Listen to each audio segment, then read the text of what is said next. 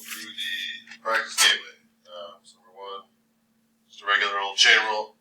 So we got our inside our big guy out here. So we bring down the 5, reduce the power by 1. Because the main function is the power. That's how we take the derivative of powers.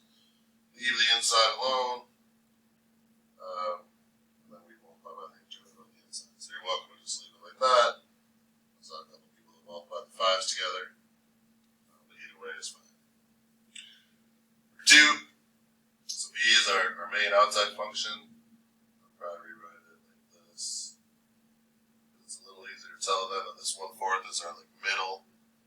5x to the 4th plus 1 is our middle or inside. So the derivative of e is e.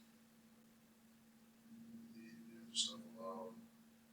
Then I would go on to the 1/4, the derivative of a power, bring it down, reduce by 1. Alone, and then I would multiply by the derivative of the inside. And then you're not allowed to have negative exponents or fractions within fractions. So I'm going to take this 1/4 and establish my top and my bottom. 20x to the 3rd on top. And then e to the 5x to the 4th plus 1 is on top. And then 5x to the 4th plus 1. So the negative 3/4 goes to the bottom and becomes to the positive 3/4. 2, so I would reset it like this. Product rule twice. And then also making sure you're subtracting the entire product rule. So the second thing, the first thing, plus the first thing. The second thing, but I took the derivative of y, so multiply by this. Minus the entire chunk of second thing, first thing, that's the first thing, that's the derivative of the second thing, but I took the derivative of the y, so multiply by dy dx. The derivative of 5 is not that, and the derivative of 3x is just. Then I'm just rewriting over here, combining the numbers and the xy squared, that stuff. You don't have to. Just, like, I don't do the problem as well if I don't do this. It doesn't make sense to my eyes, I guess. And then I'm distributing the negative sign through here. I'm going to gather all of the dy dx on one side, because they actually already are. So basically, I'm just going to leave those there and move the other things to the other side.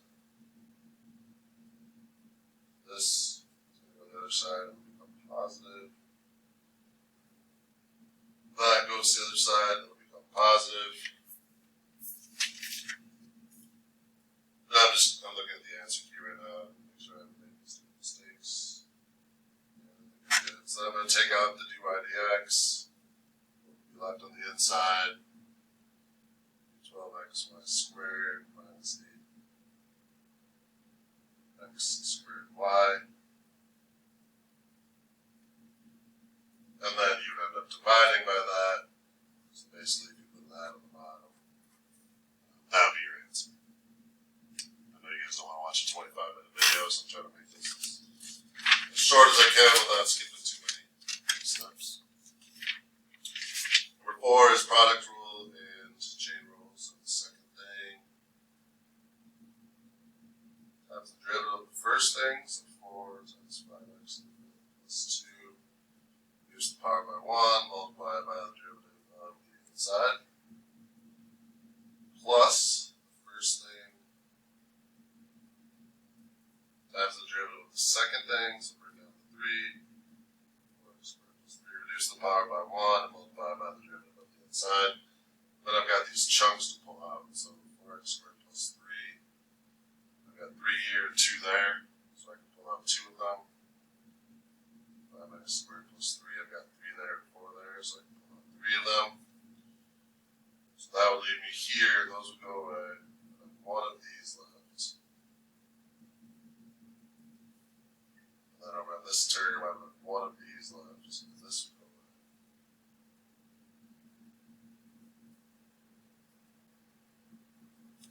That's it.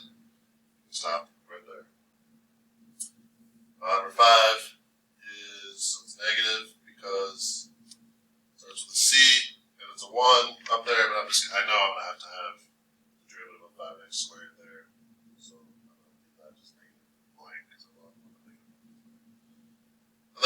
absolute value of, and the square root of blank squared minus 1. That's your derivative. Go secant. And then leaving the little guy alone, so we put 5x squared there, 5x squared there. And then multiply by the derivative of 5x squared, it should be 10x. So let's put it on top. And that's what I get. Number 6. So A is product rule. So you'd have F. Second thing, that's the derivative of the first thing. Plus first thing times the derivative of the second thing. That should be 4. Part 2 is quotient rule, so second thing times the derivative of the first thing minus first thing times the derivative of the second thing. You'll notice that's the exact same as product rule. So the top of quotient rule is our product rule. We just change the sign to negative. Squared, that comes out to 109. C, you would have 2 times f of x times f prime of x, 2 times f prime of 4, which 2 is actually part B, I apologize. 2 times f prime of 4, 2 times f of 4 times f prime. F of 4 is 4, so this is 2 times 4 times f prime of 4 is 1. It's 8. And D, which seems to be the most confusing for people, which makes sense. It's like a composite deal. So this is the derivative of the outside, leave the inside alone, multiply by the derivative of the inside. So then it's f prime of g of 3 times g prime of 3. So g of 3 is 4. Then you take that 4, you look at f prime, so that's 1. And g prime of 3 is 0. So 1 times 0, you get 3. Number 7 is a straight up quotient rule. So the bottom times the derivative of the top minus the top times the derivative of the bottom all over bottom squared. Just stop. Number 8 is the product rule. So the second thing times the derivative of the first thing, so negative 12x the third, plus the first thing times the derivative of the second thing, so 4x. And then you're good to just stop.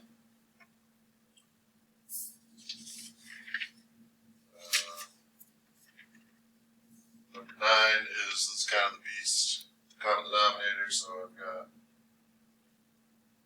negative 2x to the fifth minus 3 times 5x squared plus 2 to the 1/5.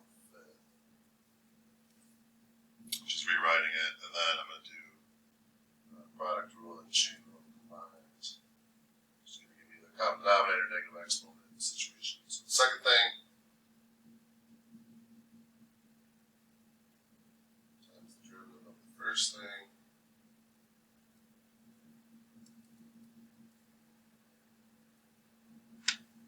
So this is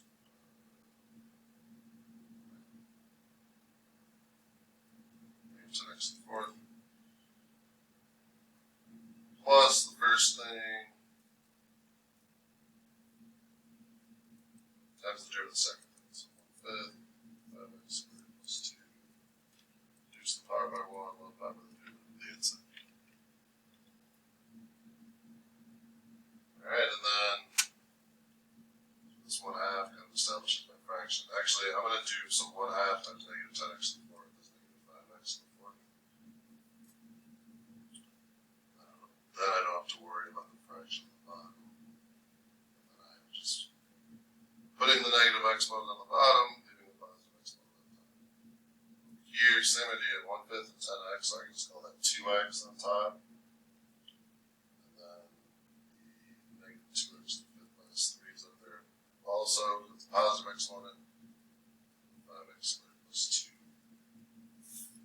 1/2 goes to the bottom. So now, multiplying these together. together would give me my common denominator. So basically I need this guy to be over here, put in there. This is negative 4/5 up here. It's 4/5 here. It's 4/5 here. So then I have 5x squared plus 2/5. And those add up to 1. That's how I knew I was wrong. That's how I knew I made a mistake, because these weren't adding up to 1. So I'm going to go ahead and check. So that's a good check for you. And then, same idea over here. I need this negative 2x to the 5th minus 3 to the 1 I have to be on the bottom, which means I better put it on top also. That's another good check. These are going to have to 1, so I'm in good shape here. So then, on the left hand side, I have negative 5x to the 4th times 5x squared plus 2 just to the first. Right hand side, I have 2x times negative 2x 5 minus 3 just to the first. And then right to the bottom here is common, so we're just rewriting it at the bottom of one fraction. So on the answer key, I had negative 29x to the 6th minus 6x minus 10x to the 4th, which is what you would get if you simplify it out, but you do not have to do this stuff. This is an option. Number 10, so this is the term by term one. So this is like the exception to the common denominator rule. And again, I will tell you that on the test tomorrow, which one is the exception. Rewriting it gives me this. Derivative is 4x. Here I'm going to multiply 5/4 times 5/2, so 25 over 8. Reduce the power by 1, 1/4. 2/3 times 3 gives me 2. Now that's x to the negative 1/3. So I do want you to get rid of negative exponents. And that just means slide this down below the 2. But I don't need a common denominator.